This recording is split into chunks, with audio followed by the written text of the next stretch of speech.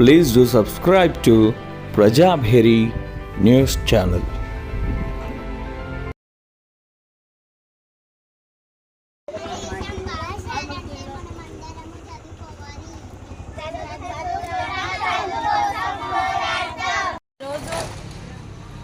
సావిత్రిబాయి పూలే 194వ జయంతి సందర్భంగా మన భారతదేశంలో మొట్టమొదటి పంతులమ్మగా నిలిచినటువంటి చరిత్ర ఆమెది.